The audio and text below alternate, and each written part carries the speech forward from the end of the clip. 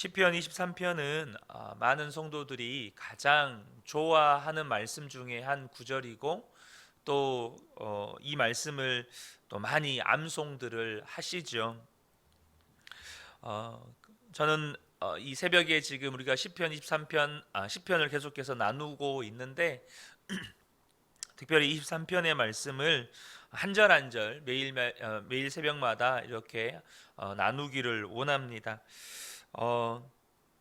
우리가 이 시편 23편을 너무나도 좋아하고 또 많은 분들이 암송하고 계시지만 정말로 시편 23편의 그 말씀 구절 구절들의 의미를 제대로 알고 또 그 의미대로 삶을 살아내면서 고백하기보다는 그냥 이 말씀 자체가 좋으니까 고백하는 경우도 참 많습니다.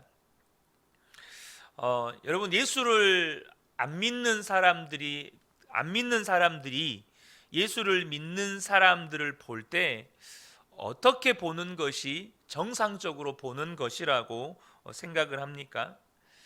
여러분, 예수를 안 믿는 사람들이 예수를 믿는 사람들을 볼 때 적어도 특별해 보여야 그게 정상적으로 보는 겁니다.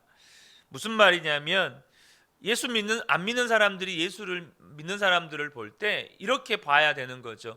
예수 믿는 사람들은 죄 안 짓는 사람들, 원수도 사랑하는 사람들, 항상 기뻐하고 모든 일에 감사하는 사람들, 죽음도 두려워하지 않는 사람들, 어떤 손해를 보더라도 거짓말하지 않는 사람들. 제가 이렇게 방금 나열한 말씀들은 성경에 기록된 말씀들이고 또 그렇게 주님께서 우리에게 믿으라고 말씀하시는 부분들이기 때문에 이렇게 믿어야 예수를 믿는 것이고 또 그렇게 믿는 세상 사람들이 예수를 믿는 사람들을 볼 때 그렇게 보여야 정상적으로 보는 겁니다. 물론 우리의 문제는 지금 현재 그런 점에서 문제가 있다는 거죠. 우리들 스스로도 자신이 없습니다. 그러나 저와 여러분이 기대하셨으면 좋겠습니다. 우리 안에 계시는 성령님께서 우리를 그러한 믿음의 사람으로 바꾸어 가실 것을 저와 여러분이 믿으셨으면 좋겠습니다. 그런데 방금 말씀드린 것처럼 왜 지금은 그렇게 우리가 못 사는 걸까요? 왜 그렇게 못 믿는 걸까요? 그것은 아직도 우리가 나와 함께 계시는 예수님에 대해서 잘 모르기 때문입니다. 분명 성경은 예수를 믿는 것은 그렇게 믿는 것이고 그렇게 사는 것이라고 말씀합니다. 그렇게 지식을 갖는 것으로 끝난다고 결코 말씀하지 않습니다. 여러분, 내가 그렇게 사라지는 날이 오는 것입니까? 정말로 여러분, 우리 안에 계시는 성령님께서 저와 여러분을 변화시켜 가십니다. 반드시 그런 날이 온다는 것이죠. 저는 오늘 이 시편 23편의 말씀이 저와 여러분의 성경이 된다면, 내 성경이 된다면 저와 여러분은 이미 그런 삶을 살게 될 것입니다. 아니, 이미 이 시편 23편이 지금 내 성경이라면 여러분은 지금 그런 삶을 살고 계시는 겁니다. 우리 1절 말씀은 여호와는 나의 목자시니라고 고백하며 시작합니다. 여러분, 여호와는 나의 목자시니라는 이 말, 이 고백이 어떤 고백일까요? 여러분, 참 듣기는 좋죠. 그러나 우리가 실상 우리의 삶을 돌아보면 정말로 목자 대신 주님만 의지하며 살기보다는 내 힘으로 살 때가 참 많습니다. 내 힘으로 살 때가 참 많다는 증거가 무엇입니까? 내게 부족함이 없으리로다가 안 됩니다. 여호와가 나의 목자면 여러분, 내게는 부족함이 없는 겁니다.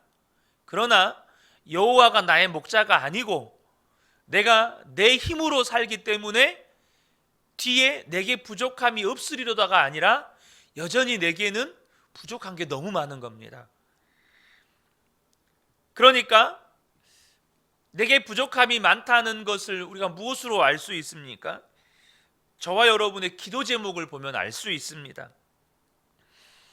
부족함이 없는데 우리의 기도 제목을 보면 나 자신을 위한 기도 제목이 정말 많습니다. 자녀들을 위한 기도 제목이 많고 나의 필요를 채우기 위한 기도 제목들이 너무 많습니다. 그것이 잘못되었다라는 것을 지금 지적하는 게 결코 아닙니다. 우리의 어떤 실상을 보자는 겁니다. 분명히 성경은 여호와는 나의 목자시니 내게 부족함이 없으리로다라고 고백합니다. 이 말은 여호와가 나의 목자가 되면 나는 부족함이 없는 인생을 산다는 말입니다. 그런데 내 삶에는 여전히 우리는 부족함이 많다고 느끼고 그 부족함을 채워달라고 하나님께 구하고 있다는 거예요. 무엇을 말하는 겁니까? 여호와가 나의 목자가 아니라는 겁니다.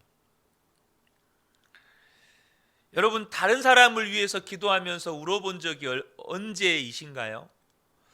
혹은 나라와 민족을 위해서 기도하면서, 혹은 열방과 민족을 위해서 기도하면서 울어본 적은 언제이십니까? 우리가 하나님 앞에 울면서 기도할 때가 있습니다. 근데 그 울면서 기도할 때 무엇 때문에 그렇게 우리가 울면서 기도할까요? 억울해서 울고, 아파서 울고, 힘들어서 울고.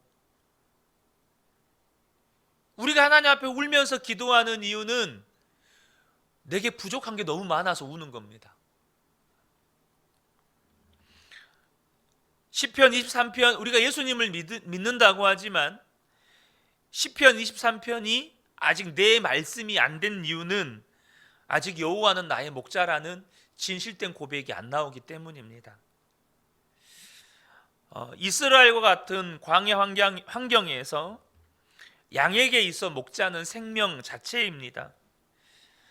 이스라엘 백성을 하나님께서 40년 광야 생활을 시키시는데 그 이유 중에 하나는 하나님이 목자이신 것을 알려주기 위해서입니다.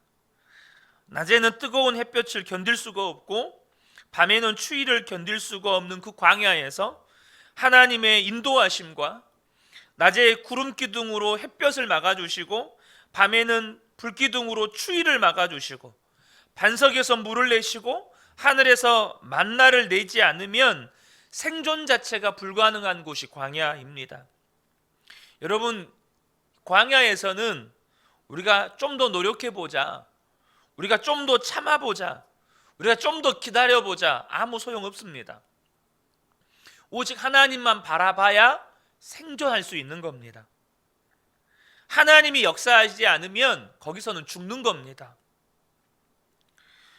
다윗이 여호와는 나의 목자시니라고 하는 고백은 바로 그 고백입니다. 여러분, 저와 여러분이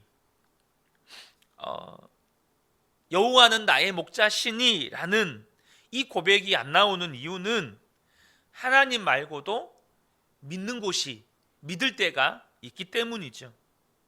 하나님 말고도 여전히 믿고 있는 것이 있다라는 겁니다. 여러분, 정말 하나님만을 믿습니까?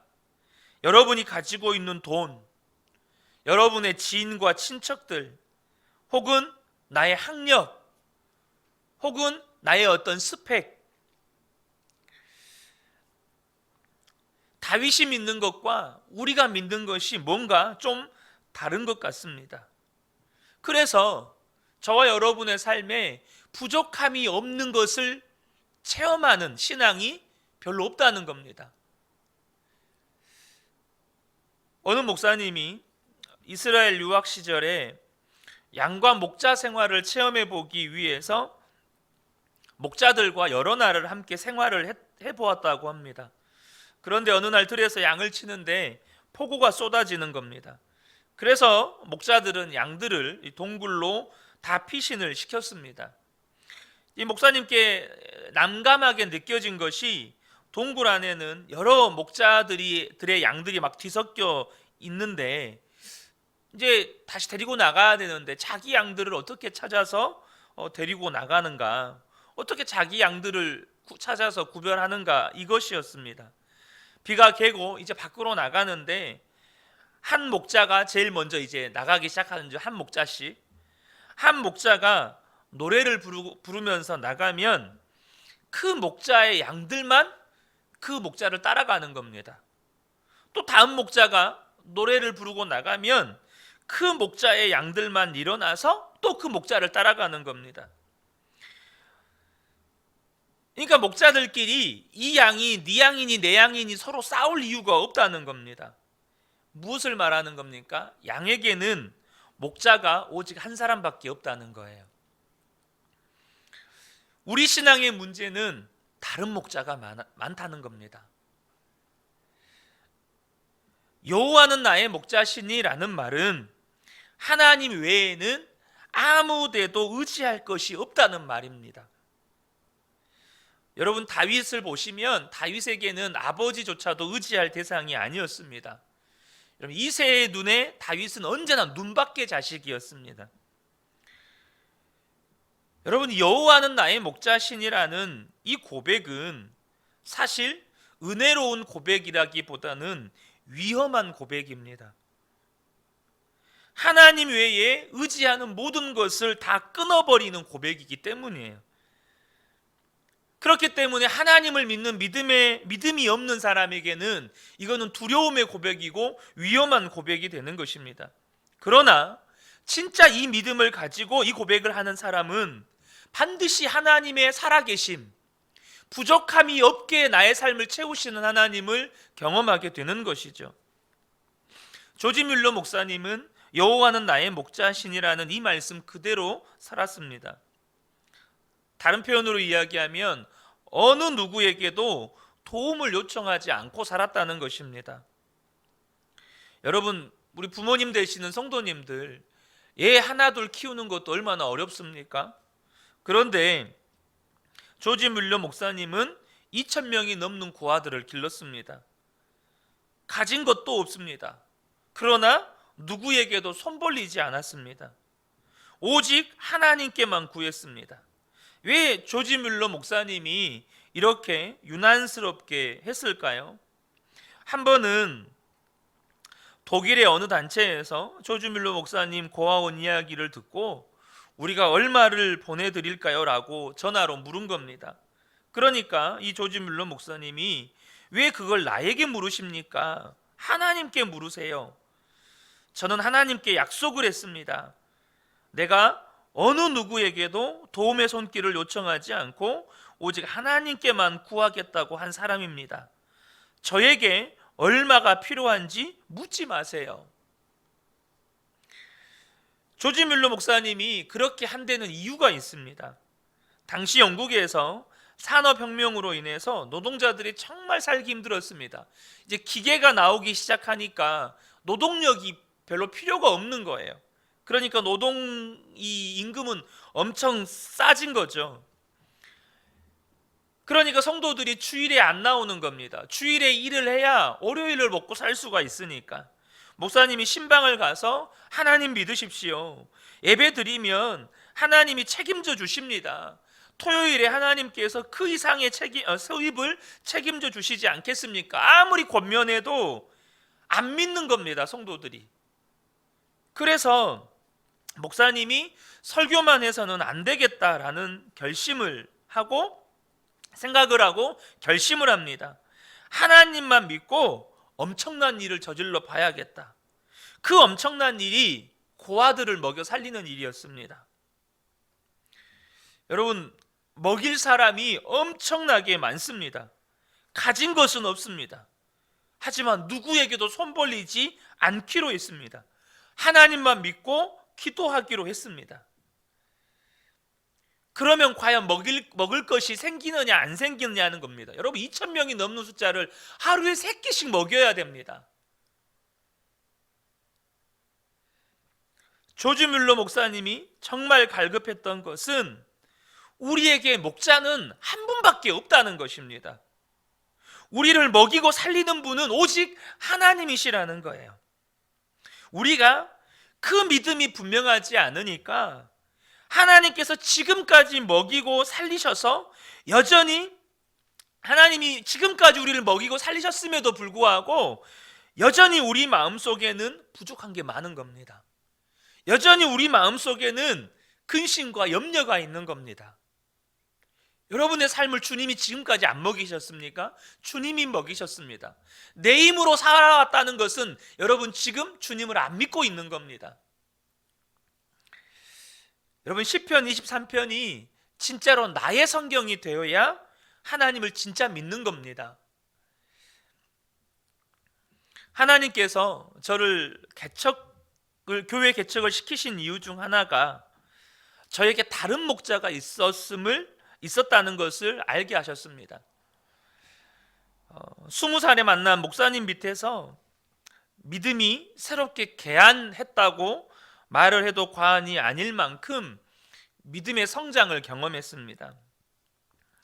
27살에 신학교를 26살에 신학교를 가서 이제 27살부터 전도사 생활을 시작하게 되었는데요.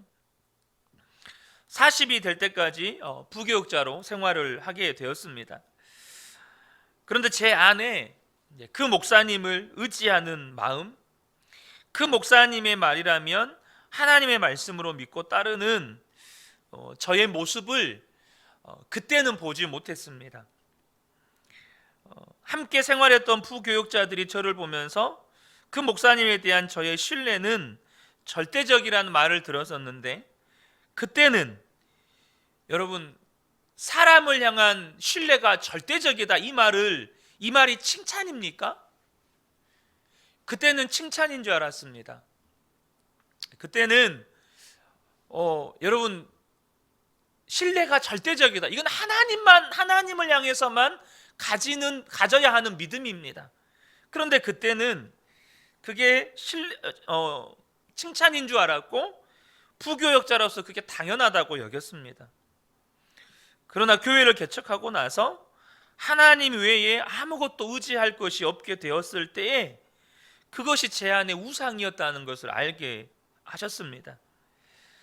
그러니까 목사인 저에게 개척교회를 섬기는 것은 여호와는 나의 목자신이라는 이 믿음의 고백이 실제가 되게 하시는 하나님의 훈련 시간이었습니다. 제가 제일 꺾기 힘든 어려운 것이, 제 안에 가장 꺾기 힘든 것이 제 자신에 대한 믿음이었습니다. 저는 어릴 때 부모님한테는 그렇게 칭찬을 별로 못 받았는데요.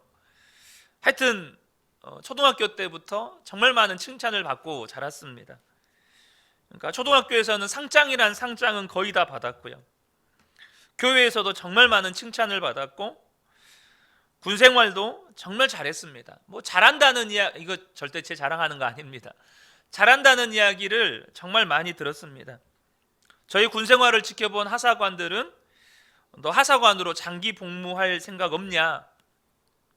저를 지켜본 장교는 너 같은 놈이 장교가 되어야 되는데, 저의 후임병은 제가 전역할 때 동갑이지만 참 배울 것이 많은 사람이다, 이런 말을 듣고 군 생활을 했습니다.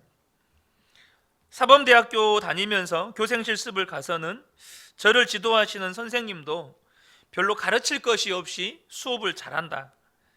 아이들도 다른 선생님들은 다 교생 같은데 선생님은 진짜 선생님 같아요, 이런 말을 들었습니다.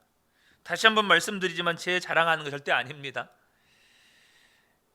그러니 제 자신에 대한 믿음이 얼마나 충만했겠습니까?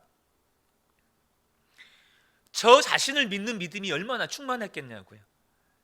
그런 저를 하나님께서 나 믿고 살지 못하게 하시려고, 나를 믿지 못하게 하시려고 사고라고 하는 이 사건을 허락하셨고, 2년의 수술과 재활의 시간 동안에 철저하게 제 안에 저를 믿는 믿음을 하나님께서 다루셨습니다.